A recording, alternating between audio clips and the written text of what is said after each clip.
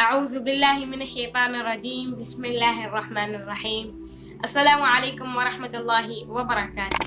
میں ہوں آپ کا دوست عماد علی اور آپ دیکھ رہے ہیں ہماری دنیا ولاگز یوٹیوب چینل۔ میں اللہ تعالیٰ سے امید کرتا ہوں کہ آپ سب دوست ٹھیک ٹھاک ہوں گے، خیر خیریت سے ہوں گے۔ دوستو، آج ہم سنیں گے پھلوں کی افادیت کہ آپ صلی اللہ علیہ وسلم نے پھلوں کے بارے میں کیا ارشاد فرمایا، پھلوں کی خصوصیات، فوائد اور کھانے کے لیے مصنون طریقہ نشر، اور آپ صلی اللہ علیہ وسلم کھانا کیسے تناول فرماتے تھے، یہ سب کچھ آج کی اس ویڈیو میں جانیں گے۔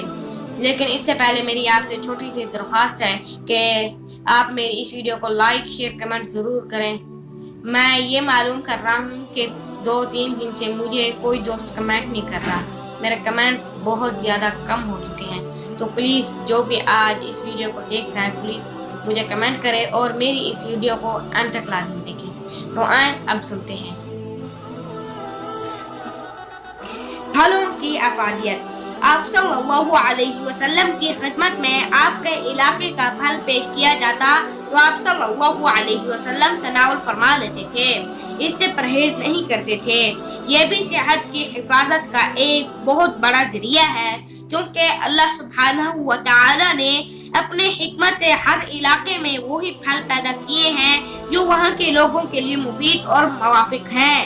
اس طرح ان کا استعمال ان کی صحت و عافیت کا باعث بن جاتا ہے اور انہیں بہت سی دعاؤں سے بے نیاز کر دیتا ہے۔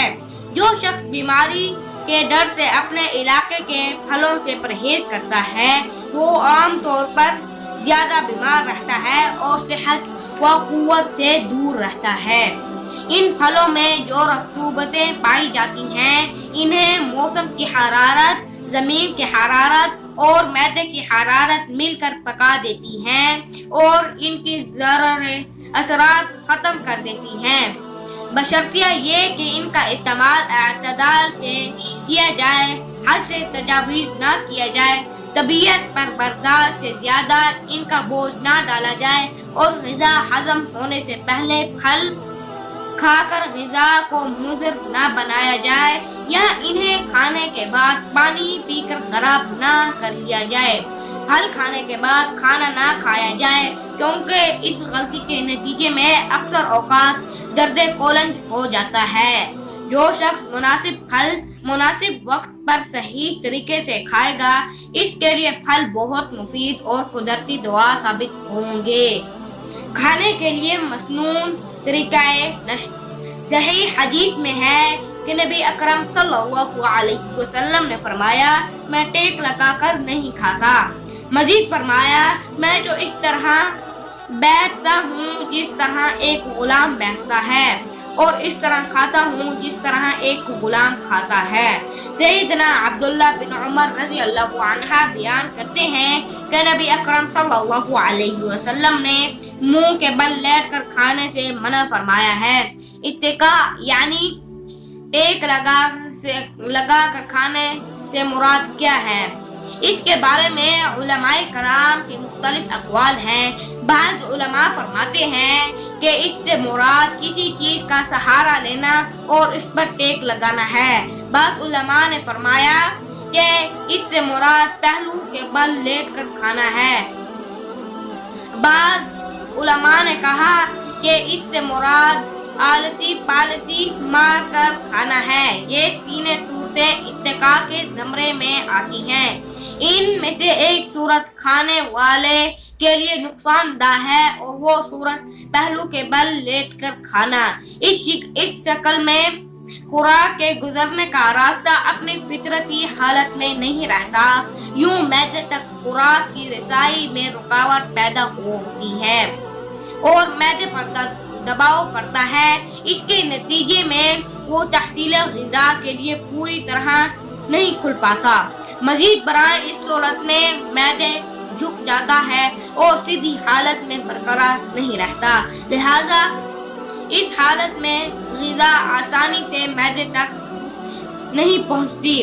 دوسری دو صورتیں متکبروں کے بیٹھنے کی نشانی ہے اور وہ عبودیت کے منافی ہیں۔ اس لیے آپ صلی اللہ علیہ وسلم نے فرمایا، میں اس طرح کھاتا ہوں जिस तरह एक गुलाम खाता है। रसूलुल्लाह सल्लल्लाहु अलैहि वसल्लम अकड़ू बैठ कर भी खाना खा लेते थे। बाज़ रवायात में है कि आप सल्लल्लाहु अलैहि वसल्लम खाना खाते वक्त घुटनों के बल बैठते और आपके बाएं पाँव का तल्लू दाएं पाँव के पुष्ट पर होता।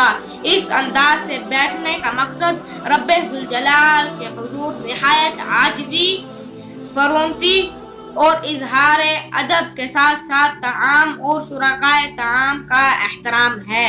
ये खाना खाने की बहुत मुहज़्ज़ब और मुफीद तरीन सलीका है, क्योंकि इस सूरत में तमाम आज़ा अपनी ऐसी तबी कैफियत में होते हैं जिन पर इन्हें अल्लाह ताला ने पैदा फरमाया।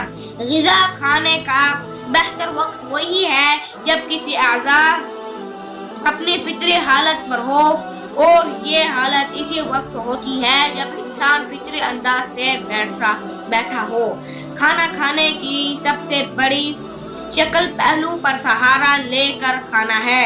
जैसा कि पहले बताया गया है, इसकी वजह ये है कि इस हालत में ग़िज़ा की नाली दूसरी मुतअल्लिक़ा ग़िज़ाए आज़ा दब जाती हैं और मैदे अपनी असली हालत पर बरकरार नहीं रहता, क्योंकि इस सूरत में पेट के ज़मीन से मिलने की वजह से पेट पर दबाव आता है और वो पर्दा जो ग़िज़ाई आज़ा और तनफ़ुस के आज़ा के माबैन रुकावट यानी पर बैठ के तरफ दबाव पड़ता है।